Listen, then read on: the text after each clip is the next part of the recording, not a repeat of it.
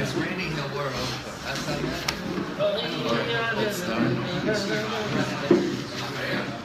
You going tomorrow morning? That's much worse. All right, come guys. Whoever's here, we're going to learn over here today. It's like the real deal. You're not getting in his car when it's icy.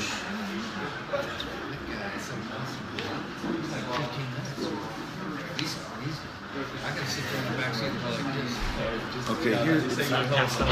That's one page. This is the second. One page, yes? This is the second page. When I drove it, you couldn't see 5 feet in front of the car. Everything was, you were in a cloud. One of the guys driving at one point is in the other lane, just driving straight. But he knows where he's going. He knows, like, he goes through.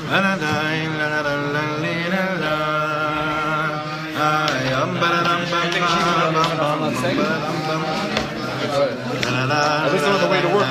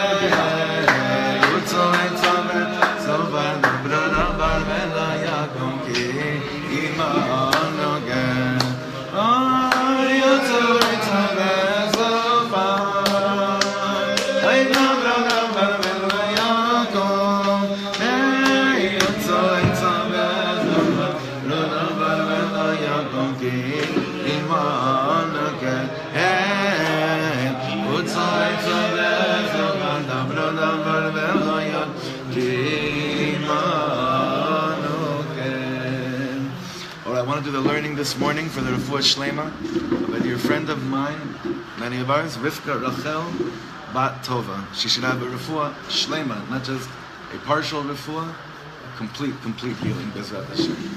Alright, if you have, everyone has both pages? Yeah guys, everyone has both pages? You want 105? Yeah. Okay. We're going to look today at a beautiful little parallel from Rabbi Ya'akov. Remember who Rabbi Ya'akov was? Rabbi Ya'akov was the grandson of Rabbi Akiva Eger and the son of Reb Shlomo Eger. And he became a Talmid of the Kotzker and then the Ishbitzer, became one of the top students of the Mashilach, of the Ishbitzer Rebbe. His Torahs are Dvarim Hashavim L'chol Nefesh, things that are equal to each soul. Very, we'll see over here what he's going to talk about.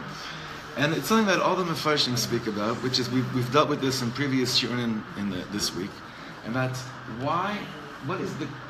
what's this whole inyan of the name of the Parsha of Aseret HaDibrot named after someone that worshipped every single rock that he could find.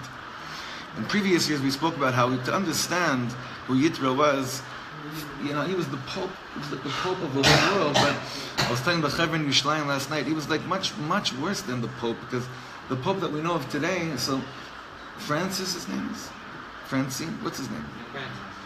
Yeah, but yeah. Doesn't matter. Right. Meaning, I'm sure he's a sweet dude. I'm sure he's a nice guy. And the only avodah zarah that he's probably stuck with is the one that we know of, right? That they're still stuck. But imagine if he worshipped every single avodah zarah in the world as well. That's not the case. That was Yitro. And yet what? When it comes to the Parsha of giving of the Torah, what's the Parsha? You'd think it'd be called Parshas Moshe. That would be nice. Or it should be called Parshas Yisrael.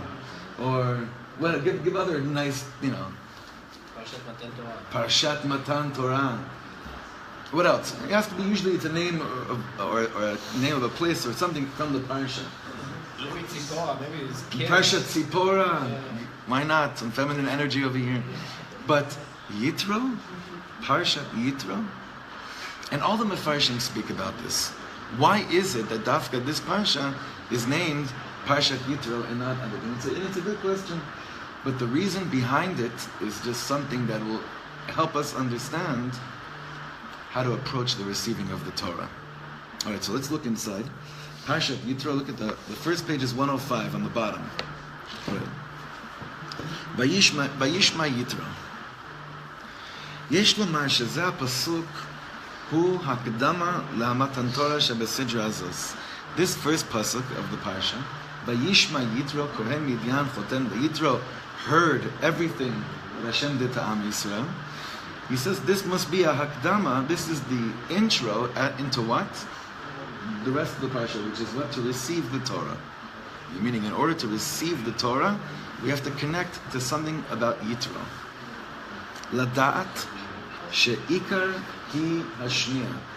That the ikar is what? Listening. Hainu lehatot ozno velibo ulitkarev elav yitbarach. Lehatot means to kind of like to lean over, to lean someone's ear over and his heart in order to come close to Hashem. This inyan of a movement. See, it's interesting. He's not saying that like Vayishma is whatever comes into your ear comes into your ear. It's what are you leaning towards trying to hear? What are you eavesdropping on, right? What are you trying to hear? What are you leaning towards in order to hear stuff, you know? Many times we try to listen in on conversations, or we'll walk by people that seem like they're engrossed in a conversation. So, do you want to hear what tzaddikim are talking about? Or do you want to hear what local politicians are talking about? Or do you want to hear about what local gossip in the neighborhood is about? What are you leaning, what are you choosing to use your power of hearing, the sense of hearing for?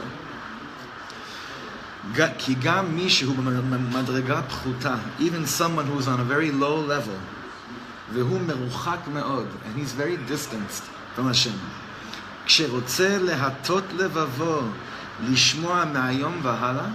When he wants to lehatot levavo, to, I don't know what the right word is here for lehatot. It's not bend. Tune. It's not, sorry? To tune. To tune. To fine tune his heart. That's good. You guys like that one? Yeah, that's the one. To tune his heart, when a person decides, from today on, mehayom vahala, no matter where I was, I want to now start to listen. Look at the next two words. Yuchal lehit karev. A person like that can come close. Now, turn the page. I want to jump now to the next piece. Because that was just the hakdama for this next piece. Inyan hakdamat. You see in the second column the words inyan. Now we're gonna understand what Yitro is all about. And before that, I want to tell you a tarla from the Meir Shilach, his Rabbi, which connects to this right now. We're learning this with the Israeli Chaver in Yerushalayim last night. The Meir Shilach tries to understand why is this parsha called Yitro and not another Yivaldic name. It says like this: one of the most heartbreaking things about Jews being born as Jews is that they think that they get what being Jewish is just because they're technically born as Jews, which is not true. I might be born a Jew, and I might have these incredible kochos hanefesh, these powers of the soul, and there might be something incredible about me inside, but I don't discover it, and I'm not in tune with it, and I'm not connected to it until I do something like Yitro did, which was to change himself from one corner of the earth to the next. Now by Yitro, him changing himself from one corner of the world to the next, it was manifested through what? By the means of, I was a pope, I was a priest who served every single idol, and I changed from there to the other end of the world and joined Am Yisrael. For us though, and that's how he, his like mikatze el katze, from one corner of the world to the next, that's how it was brought out. But how would you say, what would a Yid have to do today in order to show Hashem, the Ishbitz is saying, that he would also be willing to go from one corner of the world to the next? I don't have to convert, I'm born a Jew. So what do I have to do on a practical level to show that I'm ready to receive the Torah? What do you guys think? By Yitro it's clear, by a ger it's clear they have to leave their religion, they have to leave their family, they have to leave everything they came from and come, and that shows that willingness to do something so drastic. But today, we're born Jewish, we're born into it, we have it. We have it already, right? What do we have to do to connect to that tchuna, to that characteristic trait of Yitro, to show HaKadosh Baruch Hu, forget about showing God, to show ourselves that we're willing to receive the Torah? That's the same maskana we got to last night. How do you tune in? Align yourself with listening, right? So, you said the word align, right? How do you say align in Hebrew? Think about it. Yityashel. Or, what's another, Lishtalev. What's another word that we use for like aligning and balancing yourself? Lehit azen, right? What do you call a scale? Moznaim. Ozen, izum. The power of listening with the ear, the ozen, is the power of alignment, the power of tuning in. Vayishma Yitro, he said he used his ear, lehit azen, to become aligned with emes in the world. Our alignment in this world, all we have to do, we know all the Torahs, okay? We've learned all the Torah. There's not going to be anything really new until Mashiach comes. It's all here already. From the Baal Shem Tov on, you're not going to have another Baal Shem come into the world. You're just going to have more and more people trying to understand what the Baal Shem Tov was trying to machadash. But it all comes from a place of, if we're willing, lehatot et ha'ozen v'et alev, to choose to say, what are they really saying? What's really going on here? Vayishma Yitro. Now, look back inside over here. Inyan Hakdamas Vayishma Yitro Lamatan Torah. The reason why this whole concept of Vayishma Yitro comes before Matan Torah, Hu lelamed da'at, is to teach us a da'at knowledge. That what? He sounds like very Rabbi Nachman here. Leval Yisrael Shum Ish Chas V'Shalom HaChofetz B'Chaim Ha'amitim. That no person should ever have yi'ush. Any person who desires to truly be alive and to truly live should never ever give up. We learned this from who? From Yitro. A person that has, again, chafetz b'chaim amitiim, that he desires to have true life, he should never ever give up. Why? Even someone ve'ro'eh be'atzmo ki kvar avru alav idan ve'idanim. A person like this already sees that so much time has passed. Avru alav idanim. So many times, so many tkufas in lives have passed. I look at so many periods in my life and I say, I was sure that by now I'd get my act together in this area. I was sure that by now I wouldn't still be struggling in that area. I was sure that by this Rosh Hashanah, at least I'd take on 1/80th of the stuff that I was certain that I'd take on last Rosh Hashanah. I was sure that by this child in the family, I wouldn't mess up with the same things that I messed up with the previous children. I was certain that by this anniversary, I'd finally figure out how to make my wife a little bit more happy. I was certain that by this round of learning Chumash, that by now I would finally have 1 year of actually treating Rashi with more kavod, whatever it is. But a person that I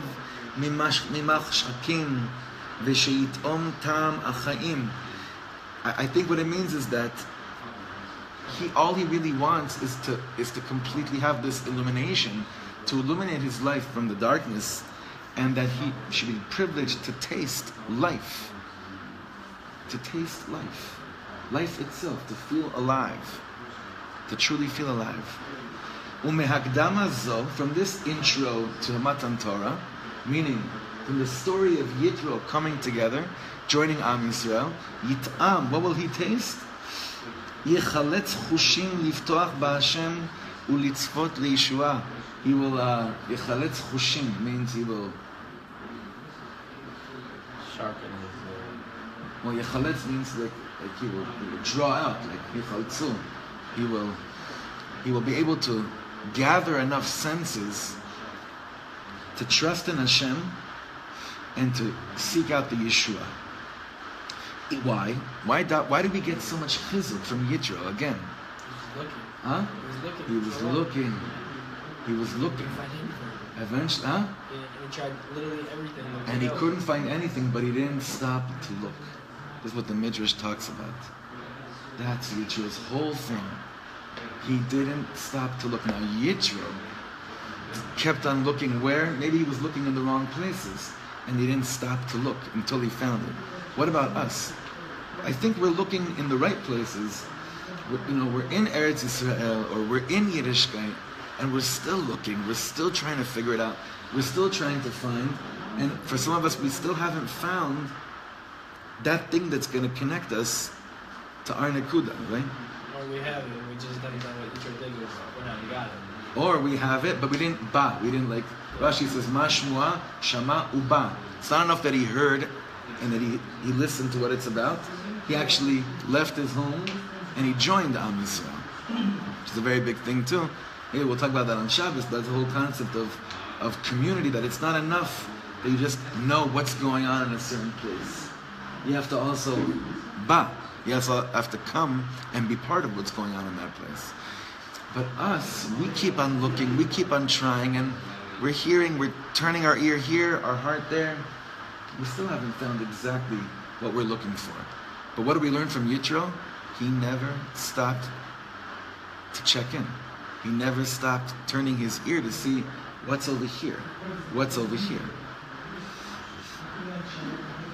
Now, im Yitro shelo haya horato v'lidato b'kedusha zacha litkarev. If Yitro, whose birth and coming into this world was not done through kedusha, zacha litkarev, if he was privileged to come close, kal v'chomer isha Yisraeli, all the more so a Yiddish neshama. Netzer mata kerem Hashem, a produce from the vineyard of God. Bevadai Yosif Ometz, must add some courage. Litzvot ulishmoa ulilmod. You have to have a courageous heart. You need courage. It takes a lot of courage to keep on listening, to keep on being open to learning. It doesn't stop. Ad et bo Yeshuato, until his moment of Yeshua truly does come. כמאמר הכתוב האלוקי מקרוב אני וכמבואר במדרש אני הוא שמקרב ואני מרחק כמאמר הכתוב בחוץ לא ילין גר דלתי לאורח אפתח. Let's get to this now, just skip that. Why should a Jew think that if he keeps on listening, if he keeps on seeing, maybe it's here that something will actually happen? You could lose your mind like that. Why keep up hope?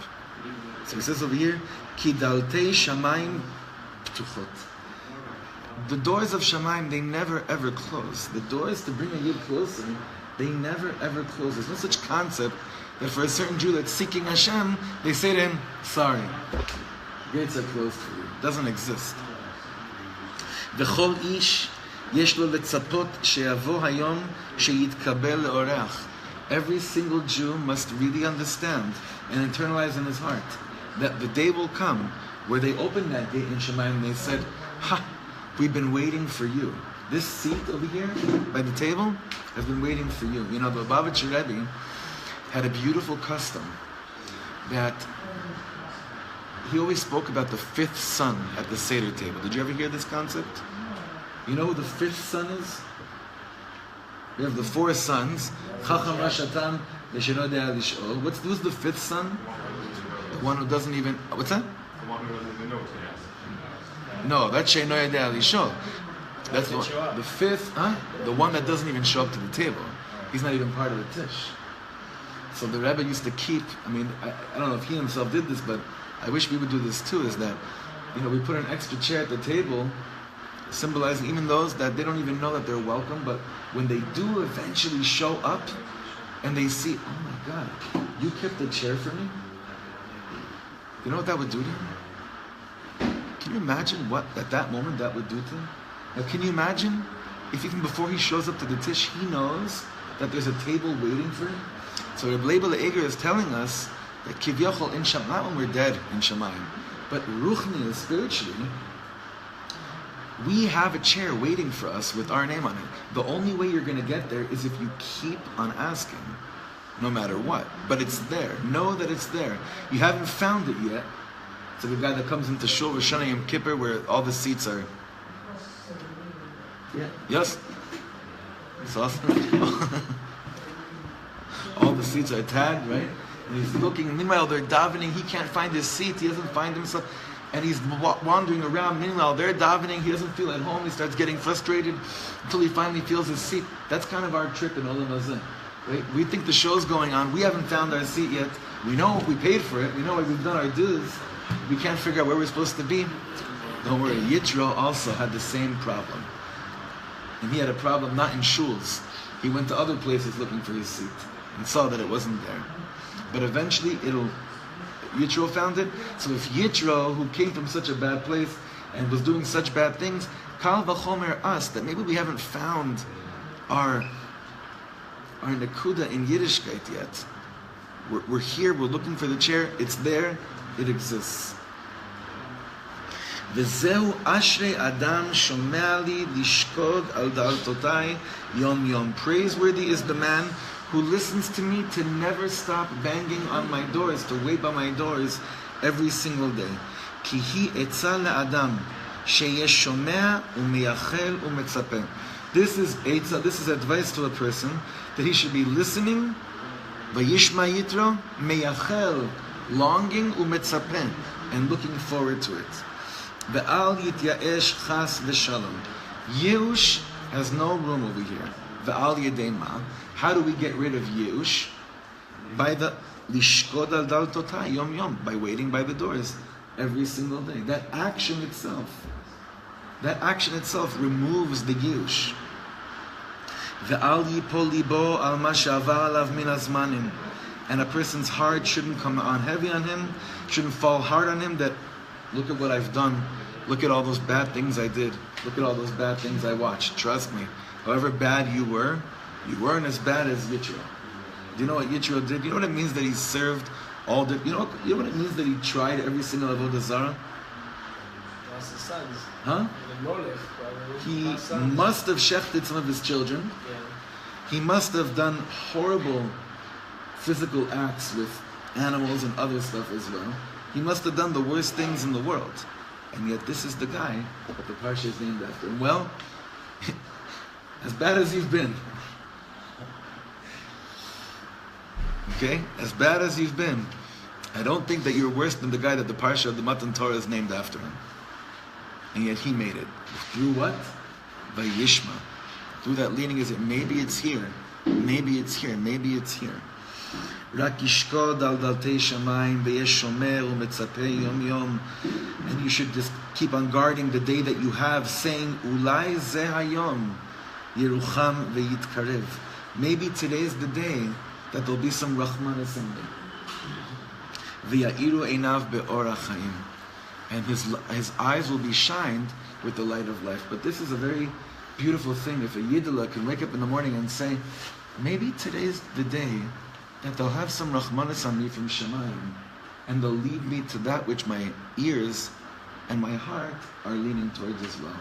And that's how Yitro basically lived his life every single day. Maybe today's the day that finally I'll be brought in and they'll lead me to my chair with my name tag on it. So Alavai, we should feel like that as well. This is the prerequisite to Kabbalah Satorah. This is why this parsha of Yitro is the intro to Kabbalah Satorah, and why the name of the parsha of receiving of the Torah is named after someone like this that never gave up that concept of maybe today is my day. So I give you a bracha. It takes courage. You use the word ometz. It takes courage, a courageous heart, in order to believe that maybe today could be my day. Maybe today's my time. Maybe this. I was thinking about this yesterday. I was looking at my kids, and you guys know my porch. The colors. I don't know if you saw the sky yesterday in the afternoon. There was like an hour or two where it wasn't raining. The colors in the sky were just absolutely mind-boggling and gorgeous. And I was looking at my children playing in front of the grass over there, and I was thinking, like, maybe it really will be these children. Maybe it really will be these children. But it takes a lot of courage to believe that. And then, our child doesn't want us to just say, maybe it'll be them. They don't want it to happen unless it's with us as well. So we have to say, maybe it's pashut us. Right? Ulai, what's the words there? Ulai ze hayom yerucham v'yitkarev. Maybe just today, finally one more Shacharis, one more day, that I turned my ear to hear what today's about, what Hashem wants of me today. Maybe today will be the day that there's ultimate Rahmanas on our children, and we'll find Bezrat Hashem Mashiach Tzidkenu saying, we were waiting just for you to learn from Yitro what Kabbalah Satorah is all about. All right, Shakos. Such a beautiful piece, Rabbi. So beautiful. Maybe today. Don't say no. Don't even nod. Maybe today. What happened to Yitro after? Very. Maybe today. I'm not bothered by that. No, I'm not bothered either. I'm curious. After